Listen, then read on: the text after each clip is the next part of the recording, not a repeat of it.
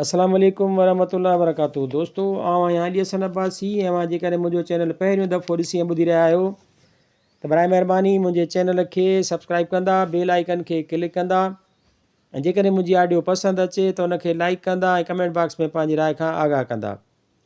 किताब जो नालो आहे ॻाए पियो जाॻाए पियो, सिंधी शाइरी, शाइर उस्ताद बुखारी, छपाईंदड़ रोशनी पब्लिकेशन, कंडियारो सिंध, 1999 ईस्वी।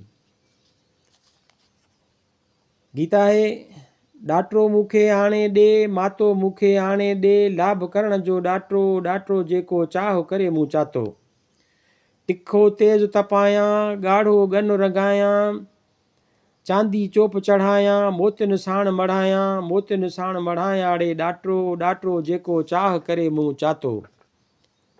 मुंदमती बीठी आ, रांदि रती बीठी आ, कणिक पकी बीठी आ, लाल लॻी बीठी आ, लाल लॻी बीठी आड़े ॾाटरो ॾाटरो जेको चाह करे मूं चातो।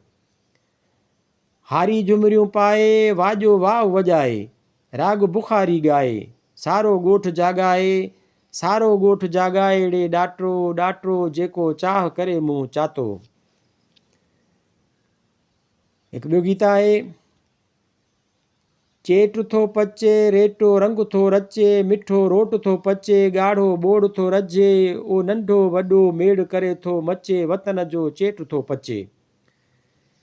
कणिक पची पई देस में, संग संग झूमे, कणु कणु केचु थींदो, दाणो दाणो खोड़ थींदो, मिठो रोट थो पचे, ॻाढ़ो ॿोड़ थो रजे, ओ नंढो वॾो मेड़ करे थो मचे, वतन जो चेट थो पचे। सारी पची पई सिंध में, संग संग झूमे, कणु कणु केचु थींदो, दाणो दाणो खोड़ थींदो, मिठो रोट थो पचे, ॻाढ़ो ॿोड़ थो रजे, ओ नंढो वॾो मेड़ करे थो मचे, वतन जो चेट थो पचे। जूअर पची पई जूह में, संग संग झूमे, कणु कणु केचु थींदो, दाणो दाणो खोड़ थींदो, मिठो रोट थो पचे, ॻाढ़ो ॿोड़ थो रजे, ओ नंढो वॾो मेड़ करे थो मचे, वतन जो चेट थो पचे। बाझर पची पई थर में, संग संग झूमे, कणु कणु केचु थींदो, दाणो दाणो खोड़ थींदो, मिठो रोट थो पचे, ॻाढ़ो ॿोड़ थो रजे, ओ नंढो वॾो मेड़ करे थो मचे, वतन जो चेट थो पचे।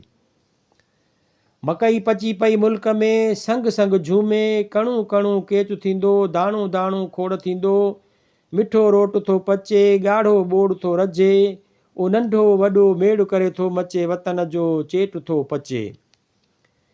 गीत बुखारी जीत जो जुमिलो जुमिलो झूमे, कणु कणु केचु थींदो, दाणो दाणो खोड़ थींदो, मिठो रोट थो पचे, ॻाढ़ो ॿोड़ थो रजे, ओ नंढो वॾो मेड़ करे थो मचे, वतन जो चेट थो पचे।